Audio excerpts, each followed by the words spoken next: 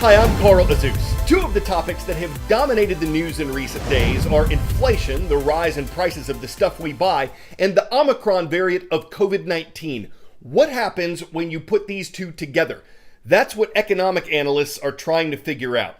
To be clear, no one knows yet what kind of impact Omicron is going to have. The World Health Organization says the Delta variant, a previous mutation of coronavirus, is still causing most of the infections worldwide. And as it began to spread earlier this year, Delta caused a lot of the problems we're still seeing with the supply chain. That's included factory shutdowns, shortages of manufacturing materials, and store shelves with less inventory. And the U.S. Federal Reserve, the nation's central bank, says the supply chain disruptions made the inflation problem worse. Earlier this year, officials said rapidly rising prices would be transitory or temporary. Now, the Fed's chairman is indicating that America's inflation may not settle down anytime soon. And a big reason why is that supply issues are hard to predict.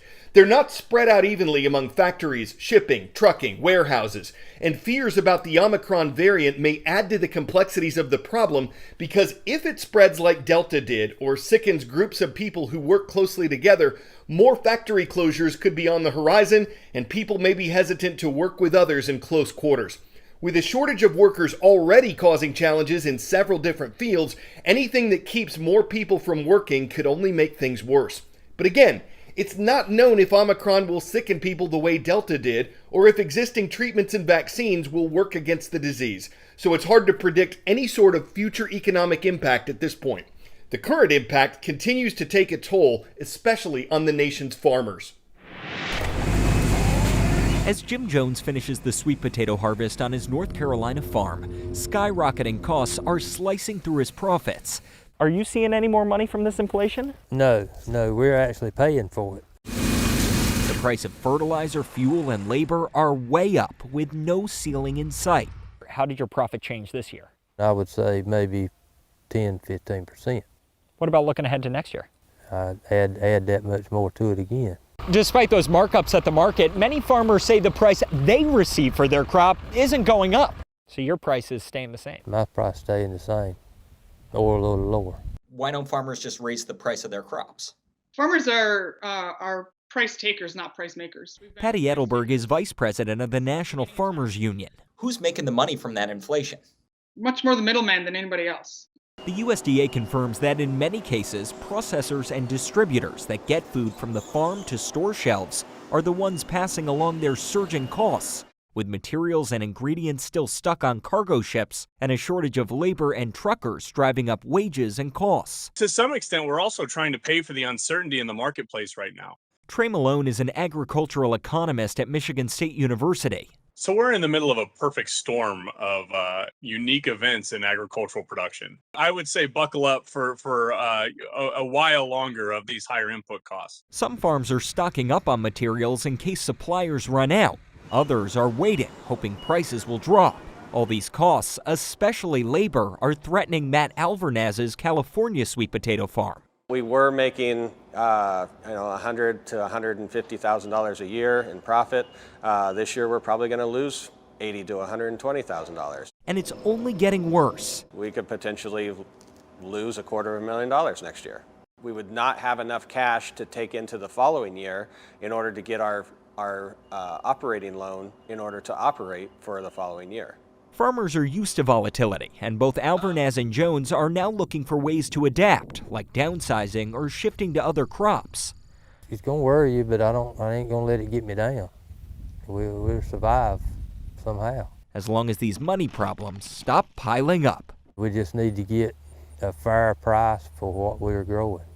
Gabe Cohen, CNN, Washington. 10-second trivia.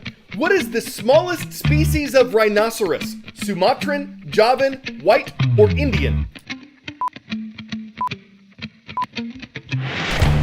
Sumatran is the answer, though they can still weigh more than 2,000 pounds. But our next story concerns white rhinos, the largest species, which can weigh more than 7,700 pounds. There are two subspecies of white rhinoceros, northern white rhinos and southern white rhinos.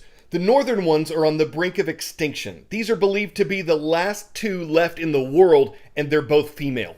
Southern white rhinos were in similar danger in the late 1800s. At one point, there were believed to be fewer than 50 of them, but thanks in large part to the work of a nature reserve in South Africa, there are now thousands of southern white rhinos.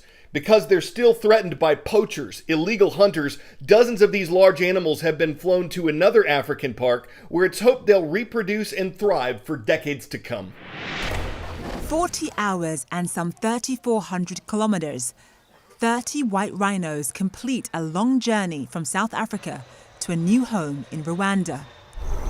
It's the largest single transfer of the species and a move to replenish the white rhino's struggling population, one largely devastated by poaching since the 1970s. The journey was no easy feat. White rhinos are one of the largest land mammal species and can weigh up to 2 tons. Following months of preparation, the partially sedated rhinos were transferred from South Africa's Phinda Private Game Reserve. They boarded a Boeing 747 to Rwanda to their final destination, Akagera National Park, a space that the staff of African parks believes will provide a safe haven for the threatened species. White rhinos are being persecuted on the continent. Their numbers, they are not stable. They're on a knife edge. They could go either way. If something happened to Kenya or to South Africa on the scene of white rhinos, that is where the majority of white rhinos are. Then white rhinos are really on the brink of extinction. So it makes no better sense than to bring them into safe areas we know where they would thrive. Gruner says the animals will be safer here than they were in South Africa, where he says 3 rhinos daily are killed by poachers. We brought black rhinos here in 2017. They are thriving. We brought the lions here. They are thriving. We've proven as the management of the park, but also with the government collaboration, that it's a safe, progressive place and that we can ensure their security. Poaching remains the primary threat to these animals, targeted for their horns. There are only about 20,000 southern white rhinos remaining, considered near threatened, and only 2 females of another subspecies, the northern white rhino, on the brink of extinction. The 30 white rhinos are welcome additions to the park, which has seen a decline in tourism during the COVID-19 pandemic. White rhinos enjoy grazing in open spaces, so visiting tourists can expect to get a good look. The white rhinos are going to be seen in the open spaces by almost all the tourists, so it's going to be something that will really help a lot on the tourism side. Initially placed in 2 large enclosures, authorities say the rhinos will soon be able to roam the expansive park, with plenty of room to grow. Zain Asher, CNN.